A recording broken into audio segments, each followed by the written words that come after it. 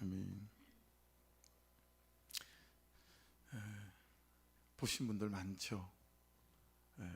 뭐 아주 데이트를 쳤던 친구라고 하는 영화의 스틸컷입니다. 한 장면인데, 저기 고등학생들이 들고 있는 가방이 있죠. 저거 보여드리고 싶어가지고 저 사진을 좀 불러냈습니다.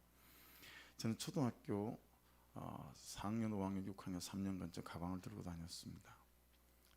옆집에 동네 사는 형이 고등학교 졸업하면서 1년밖에 들고 다니지 않은 거라고, 새 거라고. 부모님이 안 계시니까 누가 챙겨주질 않으니까 저 가방을 들고 다니는데 정말 창피했습니다. 제가 초등학교 때 일생일대 소원은 멜빵 가방 한번 매보는 거였습니다. 얼마나 창피하고 속된 표현들 막 쪽팔리는지 너무너무 막 창피했었어요. 학교에 가면 모든 사람들이, 친구들이 저 가방만 쳐다보는 것 같았었습니다. 이걸 여러분 스포트라이트 효과라고 부릅니다. 아무도 안 쳐다보는데 다른 사람이 다 나만 쳐다보는 것 같은 거예요. 그걸 스포트라이트 효과라고 심리학에서 부른다고 합니다. 캄캄한 공간에 100명이 있는 거예요. 근데 내 머리 위에만 스포트라이트가 탁 켜지더니 이렇게 나만 비추는 거죠. 그러면 어떨까요? 모든 사람이 나만 쳐다보는 것처럼 이렇게 착각이 되잖아요. 그렇죠? 너무 다른 사람을 의식하면서 사는 그런 어떤 사람이나 인생을 두고 일어난 말이에요. 그게 스포트라이트 효과. 마치 저처럼 제광 들고 다니는 거 아무도 쳐다보지 않는데 사람들이 그것만 딱 쳐다보는 것처럼 그렇게 사는 걸 말하고, 의외로 여러분들 1대1로 여쭤보면 여러분들에게도 이 스포트라이트 효과가 대단히 많이 있을 거다라고 생각이 되었습니다. 캄캄한 공간에 내 머리 위에만 조명이 켜졌으니 얼마나 잘 보이겠습니까? 그게 다 평소에 외모에 너무너무 자신이 없고 또 항상 속으로 나는 왜 이렇게 옷을 잘 못 입을까? 뭐 이런 생각을 하는 사람들이라면 여러분 얼마나 많은 사람들이 의식되겠습니까? 그렇죠? 그런데요, 이 스포트라이트 효과에서 내 머리 위에 켜진 조명의 스위치를 누가 가지고 있는지 아십니까? 자기 자신이에요. 다른 사람은 아무리 어떤 누구라도 내 머리에 있는 조명을 꺼주고 싶어도 꺼줄 수가 없어요. 야, 아무도 안 봐. 누가 본다고 그래. 제발 좀 다른 사람들 좀 의식 좀 하지 마. 그래도 소용없어요. 스위치는 내가 가지고 있어요. 내가 내 머리 위에 있는 남을 의식하는 조명 스위치를 꺼버리면 그만이다 라고 하는 거죠. 근데 여러분 그게 말처럼 그리 쉽지가 않아요. 첫째는 기준에 쏟고 있기 때문에 그렇습니다. 두 번째는 그럴 만한 영적인 근육이 내게 없기 때문에 그렇습니다. 여러분 우리가 그렇게 주눅들어 하는 잘생김, 예쁨의 기준은 누가 정한 거죠? 누가 정한 기준입니까? 잘 산다 못 산다 누가 정한 기준이죠? 누가 세운 기준입니까? 가난하다 부하다 그 기준은 누가 정한 거죠? 행복하다 불행하다 그 기준은 여러분 누가 정한 겁니까? 도대체 누가 정한 기준을 가지고 우리는 내가 불행하다 행복하다 그렇게 말하면서 계속 그 기준에 나를 맞추고 비교해서 그 기준에 비추어서 나를 가난하다라고 말하며 모든 사람이 그런 부족한 나를 쳐다보는 것처럼 살아가는 걸까요? 우리가 지금 묵상하고 있는 역대하 말씀에 근거하면 이 기준은 몰렉이 정한 겁니다. 밀곰이 정한 겁니다. 애굽이 정한 거죠. 그리고 세상이 정한 것입니다. 그 기준을 내가 받아들인 것입니다. 그 기준을 자기 자신에게 들이대면서 비교하는 거죠. 그리고 열등감에 빠지고 상실감에 눈물 흘리는 거예요. 여러분 우리나라에서 내가 좀 부자다라고 하면 현금이 얼마 정도 있어야 되는지 설문조사를 했다고 해요. 우리나라에서는 얼마 정도 있으면 내가 부자다라고 생각하겠어요? 자기 집 있고요, 현금이 10억 정도 있으면 부자다라고 생각한대요. 근데 홍콩 사람들은 다르다네요. 홍콩 사람들은 30억 정도 있어야 내가 부자다라고 생각한대요. 어쩌지요? 여러분들도 집도 없고 현금도 10억이 없으니 큰일 아닙니까? 그렇죠? 우리가 왜 기준을 바꾸는 것이 이렇게 어려울까요? 보이는 것이 현실이고 사실이기 때문에 그렇습니다. 저 천국이 안 보이죠? 영원한 삶이 안 보여요. 우리의 구원이 안 보이죠? 그러니 천국과 영원한 삶과 우리의 구원이 기준이 안 됩니다. 여러분, 신앙은 잘 들어보세요. 신앙은 기준을 세상에서 하나님으로 바꾼 것이고, 신앙생활은 기준을 세상에서 하나님으로 바꾸어 사는 것입니다. 그 기준이 어디 있죠? 말씀에 있습니다. 내가 붙잡고 사는 기준이 말씀으로 바뀌어지기를 주의 이름으로 축복합니다. 내가 붙잡고 사는 기준이 세상에서 말씀으로 돌아서야 한다라고 하는 것입니다. 적어도 신앙에서는 우리가 유치원에서부터 다시 시작해야 되지 않을까. 기역, 니은, 비긋, 리을을 다시 배우고 부자의 기준, 잘 산다라는 기준, 행복의 기준, 이걸 말씀에서부터 차근차근 다시 배워야 하지 않을까.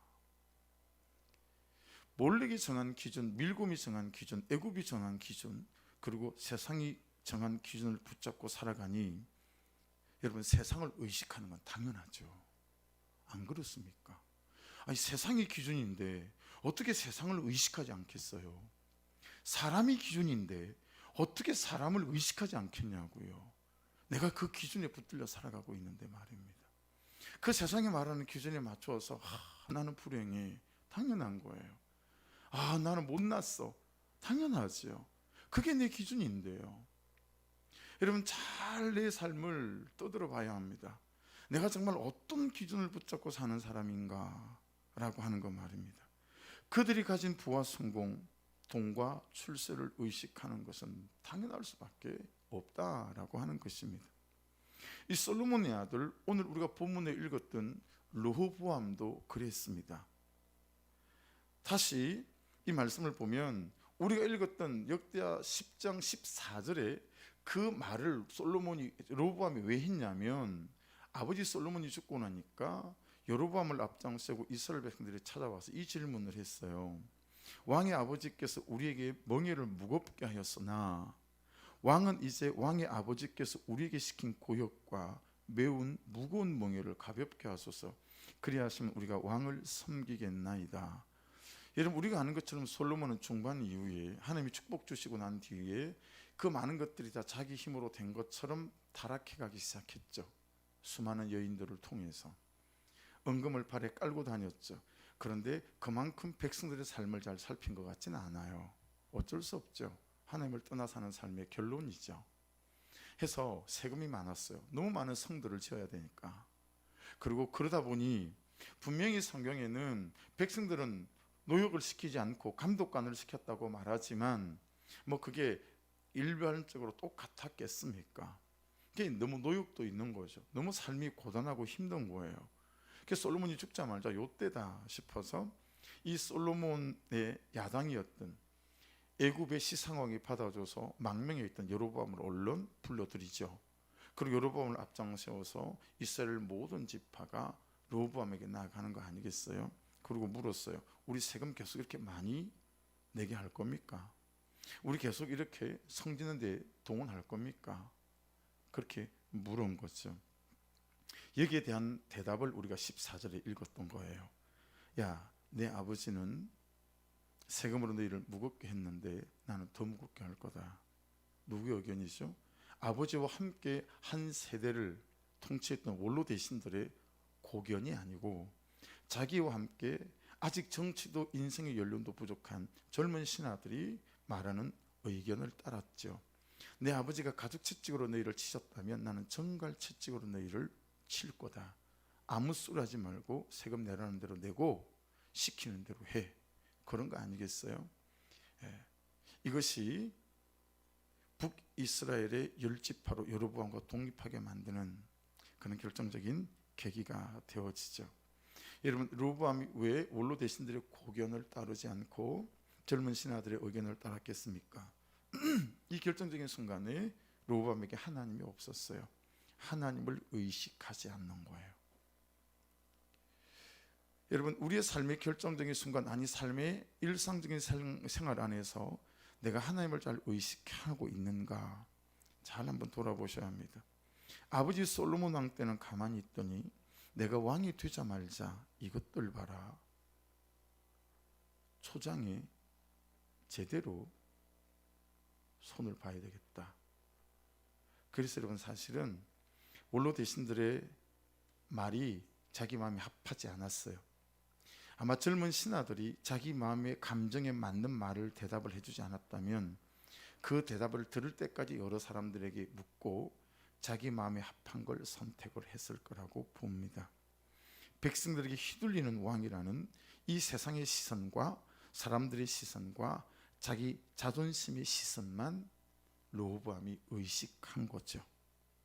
결국 르호보암에게는 베냐민 지파와 유다 지파 두 개밖에 남지 않았고요. 여로보암하고 10개 지파는 북이스라엘에서 북이스라엘을 건국하게 되었습니다. 가만히 있을 수가 없잖아요.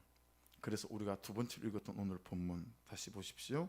르호보암이 예루살렘에 이르러 유다와 베냐민 족속을 모으니 택한 용사가 18만 명이라 이스라엘과 싸워 나라를 회복하여 르호보암에게 돌리려 하더니, 이런 르호보암 왕에게 일생일대 사건이 벌어진 거잖아요. 나라가 쪼개졌어요.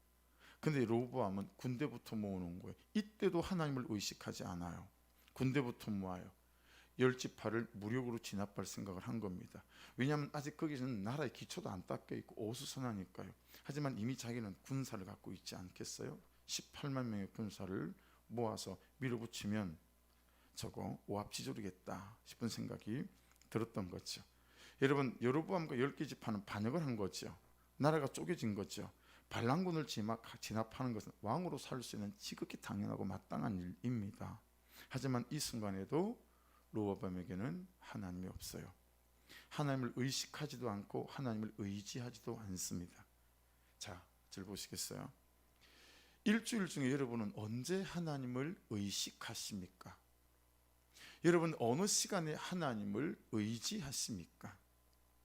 여러분, 일상의 삶 속 안에서 한번 생각해 보세요. 주중에 정말 하나님을 의식했던 때가 있습니까? 라고 하면 제가 너무 도전적인 질문을 드린 건가요?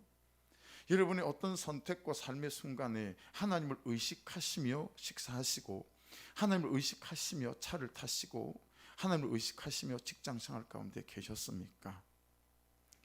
여러분, 많은 이스라엘 그리스도인들이 주일날 예배드리는 이 시간만 하나님을 의식하는 건 아닐까 질문해 보게 된다라고 하는 거죠. 제가 은행동교회에서 사역할 때 담임 목사님 집에서 식사하는 일이 자주 있었어요. 처음에 갔을 때 사람은 4사람인데 의자가 5개고요. 밥하고 국은 또 놓지 않았지만 수저가 한 세트 놓여 있었어요. 목사님, 누가 또 오시는 모양입니다 라고 질문을 드렸더니 아니야, 하나님 자리야 그러셨어요. 제가 정직하게 그런 생각을 했어요. 이렇게까지 좀 지나치지 않나 이런 생각했더랬어요. 하지만 여러분, 이것이 무엇이죠? 하나님을 의식하는 거죠. 여러분, 여러분의 남편이 여러분의 자녀가 엄마 이건 지나친 거야, 당신 적당히 믿어 라고 말하겠지만, 만일 여러분께서 식사하실 때마다 하나님의 자리를 따로 마련을 하고 거기다 수저를 놓고 내 식탁 가운데 함께 계시는 하나님을 하루 3번만 의식한다고 해도 우리의 삶에는 대단한 일이 일어나지 않을까요? 여러분, 하나님을 의식하면 하나님이 의지가 됩니다. 우리가 하나님을 의지하지 않는 대부분의 이유 중에 하나는 하나님을 의식하지 않기 때문에 그렇습니다. 하나님을 의지하면 하나님은 내 삶에서 하나님을 나타내십니다. 할렐루야. 하나님을 의식하십시오. 그럼 하나님이 의지가 됩니다. 하나님을 계속 의지하잖아요. 그럼 하나님 당신을 우리 삶에서 나타내십니다. 문제는 이겁니다. 내가 할 수 있는 것이 아무것도 없을 때는 하나님을 의식하더라라고 하는 것입니다. 다른 방법이 없기 때문에 그래요. 그런데 여러분, 이것이 우리가 얼마나 고통인지 몰라요. 생각해 보세요. 우리 자녀들은 부모를 언제 의식합니까? 제 자녀를 넷을 키워보니까 우리 자녀들이 나를 의식해서 전화하고 카톡과 문자를 보낼 때는 돈 떨어졌을 때입니다. 자기 힘으로 뭔가가 안 될 때입니다. 아무도 자기를 도와줄 수 없을 때입니다. 아플 때입니다. 그때야 부모가 생각나고 부모가 의식됩니다. 그래서 여러분에게 전화하고 저에게 전화하고 부모에게 의지합니다. 동그리도 그러시죠? 차승원 집사님.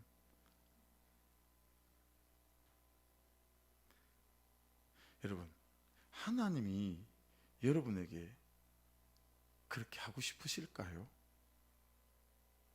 그때만 우리가 하나님을 의식하고 의지하니까 맨날 우리를 돈 떨어지게 만들고, 이게 얼마나 우리에게 고통이에요. 맨날 아프게 만들고 시험에 떨어지게 만들고 아무도 도와주는 사람이 없게 만들고, 이게 하나님께서 원하시는 바이겠습니까? 제가 이스라엘에 있을 때 원래 있던 시내에서 얼마나 온지도 모를 만큼 한참 시골로 들어가서 선교사님 집에서 기도 모임을 하는데 밤 9시가 넘었어요. 이스라엘은 오후 4시가 되면 거의 상점의 문을 닫습니다. 테러가 많고 막 그래가지고요. 이스라엘 사람들의 성경에 보면 성경적인 저녁의 개념은 그냥 오후 4시, 5시 때쯤이에요. 어스름해지면 바로 문을 닫아요. 그러니 밤 9시면 한밤중입니다. 그리고 거기는 테러가 많아서요, 5시쯤 되면 어디 숨어 있었는지 모르겠어요. 예루살렘 시내에 그냥 설금설금 군인들이 나오기 시작해요. 전부 다 단독 군장에 방독 마스크도 다, 그러니까 완전 군장도 아니고 단독 군장도 아니에요. 마스크, 가스 이것까지 방독면까지 세팅을 한 거니까 단독 군장은 그냥 방독면 같은 거는 빠지잖아요. 다 하고요. 그리고 실탄이 들은 탄창을 전부 다 총에 다 탄착했어요. 그리고 온 예루살렘 시내를 경찰이 아니라 군인들이 거의 거리에 몇 명씩 다 있습니다. 테러가 많고 그래서. 그러니 여러분, 밤 9시 그것도 시골에서 이 깜깜한 밤에 뭐 문제가 생기면 큰일인 거예요. 근데 우리 큰딸 몸에 두드리가 쏟기 시작했어요. 기도 중인데 이 메주콩, 노란콩 있죠, 그만하게 온몸에 두드러기가, 그런 두드러기를 생전에 처음 본 것 같아요. 근데 이게 온몸이에요. 막 같이 중보기도문을 하고 있는 중이라 그냥 방해가 되는 데서 아이를 안고 제 아내와 방으로 들어왔어요. 선교신 방으로. 그리고 정말 한 번 기도했어요. 한 5분 3분 기도했을까요? 근데 그 5분 3분 기도가 너무 절박한 기도였습니다. 정말 하나님을 의식하는 기도였고 하나님께 의지하는 기도였습니다. 왜냐하면 다른 방법이 없었기 때문에 그랬어요. 하나님 외에는. 눈을 떴는데 놀랍게도 두드러기가 안 났던 것처럼 깨끗하게 나아 있었습니다.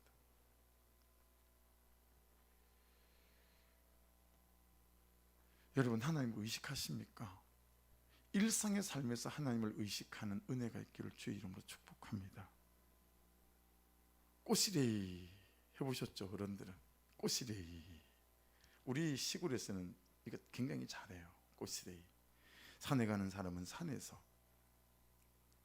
그리고 우리 아버지는 밭에서 일하실 때, 논에서 일하실 때 탁배기 한 잔을 드셔도 꼭 먼저 당신의 입에 넣지 않으셨어요.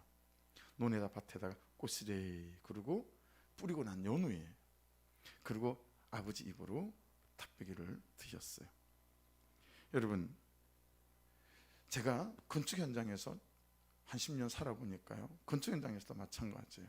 거기서도 그렇게 하더라고요. 여러분, 산에 사는 산신령에게, 바다에 사는 용왕에게 먼저 떼어주는 행동을 할 때 사용하는 말이 꼬시레입니다. 그러면서 한마디 붙여요. 잘 좀 살펴줘서, 이러고 붙여요. 의식하는 거죠. 그렇죠? 그 사람들도 그렇게 의식하며 사는데 과연 하나님을 믿는 우리가 하나님을 의식하면서 살아가고 있는 것일까? 이 로보암을 보면서 정말 질문하게 되더라라고 하는 것입니다. 그냥 현실이 주는 현실대로, 상황이 벌어지는 상황대로, 혈기 부리고 감정대로 로보암처럼 하나님을 의식하지 않는 삶을 살고 있는 것은 아닐까? 처음 개척했던 교회 건물 뒤쪽에 한 3대 4대 주차할 수 있는 조그만 주차장이 있었어요. 사람들이 잘 안 보이는 장소이다 보니까 동네 사람들이 쓰기를 그곳에다 갖다 버리는데, 이걸 다 이제 제가 건물에서 뭐 정리하고 치울 사람이 나밖에 없으니까 이 골치를 썩었어요. 그래서 주인한테 얘기를 했더니 주인이 가짜 카메라 살 돈을 주더라고요.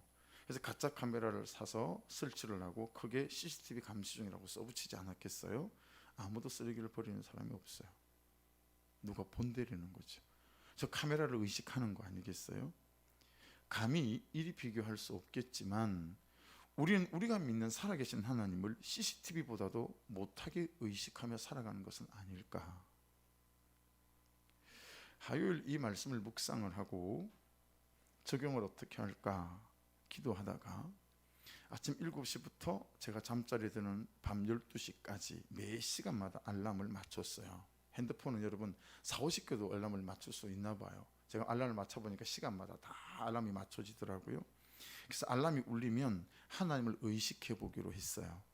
그러니까 시간마다 알람이 계속 울리는 거예요. 그냥 하는 것보다는 어떤 말씀을 붙잡고 하는 것이 좋을 것 같아서 어떤 말씀을 붙잡을까? 그 말씀을 4구절을 정했어요. 그리고 한 시간마다 알람이 울리면 이 말씀을 읽었어요. 그리고 제게 큐티 짝꿍 집사님하고도 이 말씀을 나누고 집사님한테도 이 말씀을 보냈어요. 그리고 하루를 그렇게 살아보기로 한 거죠. 그 말씀이 이 4구절입니다. 다니엘이 말하여 이르되 영원부터 영원까지 하나님의 이름을 찬송할 것은 지혜와 능력이 그에게 있음이로다. 그는 때와 계절을 바꾸시며 왕들을 폐하시고 왕들을 세우시며 지혜자에게 지혜를 주시고 총명한 자에게 지식을 주시는도다.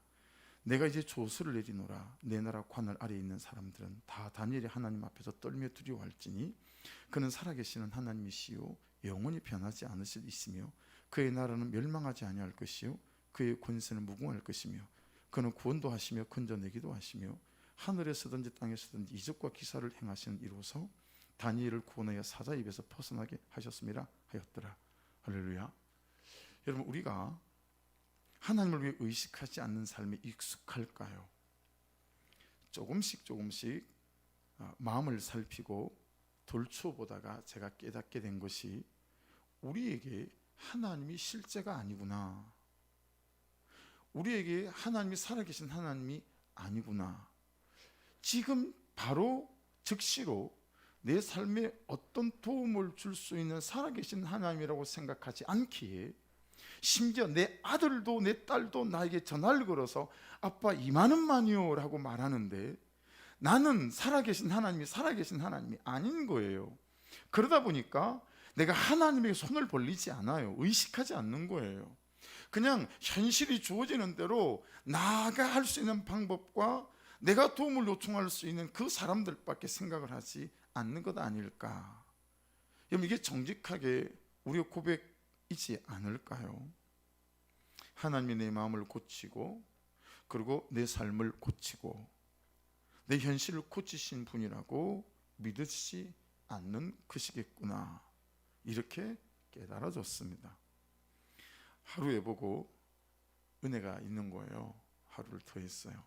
또 알람을 또 이렇게 맞췄어요. 또 하루를 더 해보게 됐어요. 그러면서 알람이 울릴 때마다 이 말씀을 읽으니까 이 말씀이 서서히 제게 스며들기 시작했어요. 그리고 이 말씀이 깨달아지기 시작하는 거예요. 다니엘 2장 20절 21절 다니엘이 말하여 이르되 영원부터 영원까지 하나님의 이름을 찬송할 것은 지혜와 능력이 그에게 있음이로다. 그는 때와 계절을 바꾸시며 왕들을 피하시고 왕들을 세우시며 지혜자에게 지혜를 주시고 총명한 자에게 지식을 주시는도다. 자, 말씀을 잘 보세요. 그대로 말씀 좀 띄워놔 주세요. 하나님의 지혜가 있답니다. 하나님께 어떻게 해야 할지 모르실 때 많으시죠. 무엇을 해야 될지 모르실 때 많으시죠. 가야 할지 모르겠고, 서야 할지 모르겠고, 끝내야 할지 모르겠고, 시작해야 할지 모르겠고, 계속 만나야 할지 그만 만나야 할지, 오른쪽인지 왼쪽인지 모르시겠죠. 하나님에게 지혜가 있답니다. 할렐루야. 그러니 어찌 하나님을 의식하지 않을 수 있고 그분을 의지하지 않을 수 있겠어요. 두 번째, 하나님께 능력이 있답니다. 내 고장난 감정을 고치는 능력, 내 상실한 마음을 녹여주는 능력, 내 숨가쁘고 무거운 현실을 가볍게 하시고 쉬게 하실 수 있는 능력, 내 육신의 질병을 고치시는 능력이 하나님께 있습니다. 할렐루야. 여러분, 하나님께서 때를 바꾸신답니다. 전 이 말이 제일 은혜가 됐어요. 하나님께서 때를 바꾸신대요. 여러분, 슬픔의 때를 기쁨의 때로 바꾸시는 하나님이신 줄 믿습니다. 눈물의 때를 웃음의 때로 바꾸시는 하나님이시고, 좌절과 낙심의 때를 소망과 용기의 때로 바꾸시는 분이 우리 하나님이십니다. 야, 그러니까 성도들이 막 생각이 나는 거예요. 맞습니다, 하나님. 그 집사님의 이 때를 이렇게 바꾸실 줄로 믿습니다. 와, 기도에 막 근육이 붙는 거예요. 기도에 능력이 붙는 거예요. 나 혼자 기도하는 게 아니라 내 뒤에 정말 수백 명의 천사들이 같이 붙어서 막 기도하는 것 같은 거예요. 이 기도가 보통 기도가 아닌 거예요. 여러분, 하나님께서는 때를 바꾸시는 능력이 있습니다. 할렐루야. 우리의 때를 제발 사람을 의식하고 사람들에게 맡기려 하지 마시고, 여러분, 우리의 때를 하나님께 맡기시는, 하나님을 의식하는 은혜가 있기를 주의 이름으로 축복합니다. 하나님께서 계절을 바꾸신대잖아요. 그냥 봄이 오는 것이고 그냥 오는 여름인 줄 알았더니 하나님께서 계절을 바꾸신답니다. 무슨 말입니까?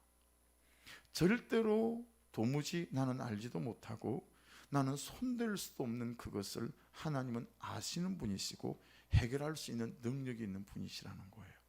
왜요? 계절을 바꾸시는 분이니까. 우주를 돌리시고 지구의 자전과 공전을 돌리시는 분이시기에 내 인생에서 절대 없어질 것 같지 않고 해결할 수 없을 것 같은 그 문제도 하나님은 아시고, 아멘, 하시고, 아멘, 이루어 주시고, 아멘, 끊어내실 줄로 믿습니다. 여러분, 하나님은 왕들을 세우기도 하시고 왕들을 펴기도 하신답니다. 여러분 보세요. 내 인생 하나 세우겠다고 우리가 얼마나 아둥바둥 살아왔습니까? 그렇죠? 이제 자녀들을 키워보니까 응감생심, 내가 자녀들의 삶을 세운다? 말도 안 되는 소리. 절감합니다. 정말 부족함을 절감합니다. 여러분, 내가 어떻게 자녀들의 인생을 손끝 하나 건들 수가 없어요. 나는 누가 세웁니까? 내 인생은 누가 세웁니까? 다시 여쭤볼게요. 눈치채셨죠? 나는 누가 세웁니까? 한번 해보시겠다는 거죠. 다시 할게요. 나는 누가 세웁니까? 내 인생은 누가 세웁니까? 내 자녀들의 인생은 누가 세웁니까? 하나님이 세우세요. 할렐루야. 여러분, 제발 여기서 힘이 지지 마십시오. 하나님이 세우세요. 그죠? 하나님이 세우세요. 예. 그러니 어찌 살아계신 하나님을 의식하지 않을 수 있냐 이 말이에요. 그러니 어찌 이 살아계신 하나님을 의지하지 않을 수 있느냐 이 말이에요. 여러분, 이 다니엘서 6장 27절 말씀도 너무 은혜가 되죠. 그는 구원도 하시며 건져내기도 하시고 하늘에서든지 땅에서든지 이적과 기사를 행하시는 이로서 다니엘을 구원하여 사자입에서 벗어나게 하셨음이라 하였더라. 하나님이 지금 여기서 나를 구원하신답니다. 하나님이 그때그때마다 나를 건지신답니다. 할렐루야. 장소 불문, 이유 불문, 조건 불문, 현실 불문. 할렐루야. 하늘에서든지 땅에서든지 이적과 기사를 내 인생에 허락하시는 분이시고 허락하시고 있는 분이시고 허락하실 분이신 줄로 믿습니다. 이 하나님이 저희 하나님이고 저희 인생의 하나님이시고 또한 우리 가족의 하나님이시고 제 목회의 하나님이십니다. 여러분, 그런 이 하나님을 제가 어떻게 의식하지 않을 수 있겠느냐 이 말이죠. 성도 여러분, 안타깝게도 하나님을 의식하는 것은 누가 대신 해줄 수가 없습니다. 내가 하나님을 의식해야 합니다. 연습하십시오. 훈련하십시오. 하루 1시간 알람 맞추는 거 그리 어려운 게 아니던데요. 해보니까 그냥 알람 울리면 얼른 끄고, 그리고 그냥 말씀 한 구절 두 구절 읽고 오늘 큐티한 거 다시 한번 뒤다보고. 여러분, 다시 말씀드립니다. 안타깝게도 하나님을 의식하는 것은 남이 대신 해줄 수 있는 게 아니에요. 내가 의식해야 돼요. 그럼 의지가 됩니다. 하나님을 의지하면 하나님이 하나님을 내 인생에 나타내십니다. 시간을 들여야 하고 마음을 들여야 합니다. 할렐루야. 고든 맥도날드 목사님 여러 책 중에 제 청년 때 저한테 상당히 영향을 끼쳤던 책 중에 하나가 내면 세계의 영적인 질서와 영적 성장이라고 하는 책이 있어요. 그 책에 보면 이런 내용이 나옵니다. 1법칙, 방치된 시간은 내 약점을 향해 흐른다. 2법칙, 방치된 시간은 자신의 세계에서 지배적인 위치에 있는 사람의 영향력에 의해 좌우된다. 3법칙, 방치된 시간은 온갖 긴급한 일에 소모된다. 4법칙, 방치된 시간은 대중의 갈취를 받는 일에 쓰이게 마련이다. 제가 눈이 번쩍 뜨였던 책 내용이었습니다.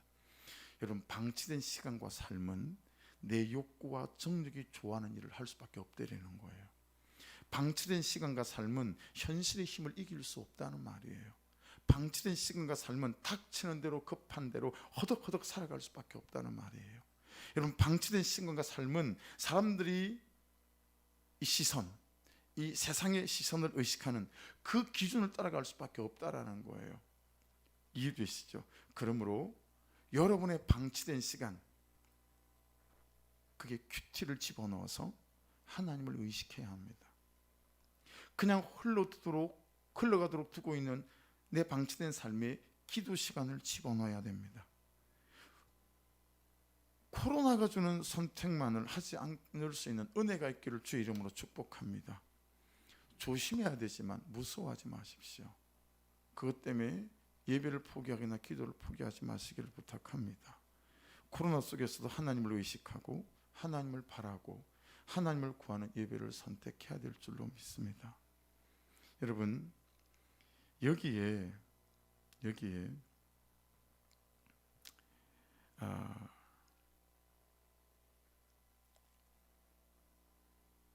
우리가 좀 잘 생각해야 될 부분이 있는데, 보세요. 성경에는 바울이 경험한 하나님이 참 많죠. 근데 여러분, 바울이 경험한 하나님으로는 한계가 있습니다. 여러분, 심지어 어떤 학자는 이렇게까지 표현합니다. 여기에 계신, 성경에 계신 하나님은 엄밀하게 말해서 내 하나님이 아니다. 내가 경험한 하나님만 내 하나님이다. 왜냐하면 사람들은 내가 경험한 하나님만 하나님으로 믿을 수밖에 없기 때문이다. 다소 지나친 구석이 없지 않지만 깊이 있는 통찰이라고 생각합니다. 맨날 남이 경험한 하나님으로 하나님을 믿는 것은 지극히 한계가 있습니다.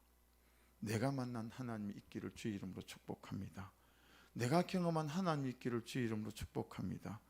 그러려면, 따라하십시오. 그러려면 하나님을 의식해야 한다. 하나님을 의식하는 걸 여러분 연습하고 훈련하고 준비해야 합니다.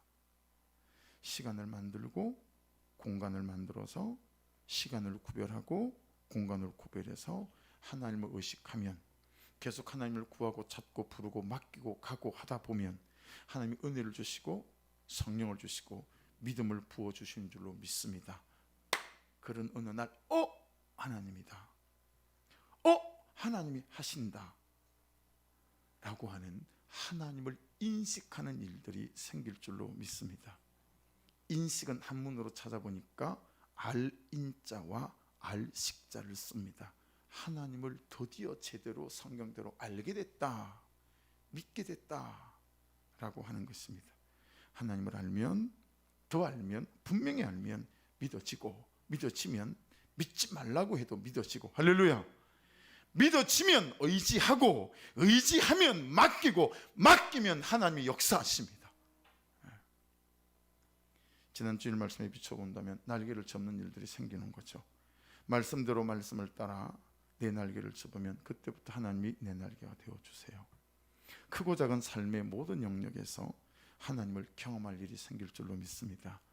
인생은 그때가 진짜고 진짜 날아오를 수 있습니다. 그래서 무엇보다도 가장 중요한 것은 나를 하나님 앞에 세우는 것, 지금 내 인생과 삶을 하나님 앞에 가져가는 것입니다. 그것이 예배고 기도고 큐티 곧 말씀 묵상입니다. 로보암이 성전에 나아가서 하나님 어쩌지요? 세상의 여로보암과 열 지파가 나라를 쪼개겠다고 합니다. 무릎 꿇었다면 자기 죄를 볼 수 있지 않았겠어요? 아버지 솔로몬의 죄를 자기 죄로 가져와서 회개하고 자복할 수 있지 않을까요? 생각해 보세요. 여러분 저를 보시겠어요? 최근에 여러분의 아내와 여러분의 남편과 여러분의 자녀의 죄, 여러분의 부모의 죄가 내 죄처럼 믿어져서 회개하고 자복하고 기도해 보신 적 있으신지. 간구하는 기도 말고. 그게 없으니 내 죄는 안 보이고 자꾸 남편의 죄, 자식의 죄, 부모의 죄, 다른 사람의 죄만 보이고 허물만 보이는 것입니다. 새벽에 이미 나눴었지만 병원은 갔다 왔고, 여러분 아프다 그러면 이 얘기부터 우리가 하잖아요. 약은 먹었어요. 이 얘기부터 하잖아요. 여러분 우리가 서로 그렇게 하기로 서로 합의를 보고 이렇게 보면 어떨까 싶은 거죠. 하나님은요, 하나님한테는 갔다 왔고 하나님한테는 연락을 드렸고, 다른 사람들이 볼 때는 저 사람들이 무슨 얘기하나 싶겠지만 우리는 이 얘기의 의미를 아는 거 아니겠어요? 그렇게 하나님을 의식해야 되지 않겠느냐. 하나님한테 갔다 왔냐는 거예요. 하나님한테 먼저 전화했냐라는 거예요. 안 잊어버리셨죠? 경상도 어디에서 우리처럼 큐티하는 교회는 성도끼리 만나면 제일 먼저 이렇게 묻는답니다. 우리도 이거 한번 해보면 어떨까요? 경상도니까 하나님이 오늘은 뭐라 하시던데? 이렇게 묻는다는 거예요. 하나님 오늘은 뭐라 하시던데? 이걸 전라도에서는 어떻게 말할까 싶어가지고 김은기 선교사님한테 제가 전화를 하지 않았겠어요? 전라북도 남원이니까. 근데 좀 시원한 대답이 오질 않았어요. 선교사님도 잠깐만 목사님 제가 엄마한테 물어보고 다시 전화할게요. 그래서 엄마를 물어보고 다시, 전라도 남원 토백이니까. 근데 하나님이 뭐라 그러시디? 이런다는 거예요. 이게 뭔가 전라도 사투리 같지 않잖아요. 그래서 제가 좀 시원하지 않다고 그랬더니, 목사님 우리는 전라북도라 그래요. 전라남도에게 물어보세요. 그러더라고요. 근데 전라남도는 못 물어봤어요. 우리 김문정 권사님이 전라남도 고흥인데 다시 물어봐야 되려나 봐요. 여러분 지금까지 실패 하나도 중요하지 않아요. 오늘 다시 하나님을 의식하고 하나님을 의지하면 될 줄로 믿습니다. 아멘이시죠? 여러분의 방치된 시간에 큐티를 집어넣어서 하나님을 의식해 보십시오. 그냥 흘러가도록 두고 있는 내 방치된 삶에 기도의 시간을 집어넣고 하나님을 의지해 보십시오. 그냥 코로나가 주는 선택만 하지 마시고 여러분 예배를 선택하는 이 하나님을 의식하는 삶을 살아볼 수 있기를 주의 이름으로 축복합니다. 그러면 아마도 이 질문에 대답할 대답이 생길 겁니다. 하나님이 뭐라 그러셨어요? 누가 물어도, 여러분이 누가 물어도 저는 바로 대답할 수 있어요. 이렇게 말씀하셨습니다. 하나님을 경험하는 것이 열매라면 하나님을 의식하는 것은 씨앗입니다. 하나님을 의식하는 씨앗을 심으면 하나님을 경험하는 열매가 맺힐 줄로 믿습니다. 여러분 하나님을 의식하는 것을 시작하셔야 하고, 그 시작이 하나님을 만나고 경험하는 사건으로 이끌어갈 줄로 믿습니다. 여러분 한 가지만 말씀드릴게요. 하나님을 의식하는 데 가장 좋은 건 큐티가 아닙니다. 큐티하는 것도 아닙니다. 큐티를 하고 1대1로 나누는 겁니다. 유념하십시오. 혹시 1대1 짝꿍으로 큐티를 나누고 있지 않은 분들 오늘이라도 저에게 요청해 주십시오. 정말 꼭 부탁합니다. 큐티를 하고 나눠 보십시오. 이게 하나님을 의식하기에 가장 좋습니다. 이게 얼마나 하나님이 주신 은혜의 도구이고 수단인지 모르겠습니다. 사모님 불을 좀 꺼주시겠어요?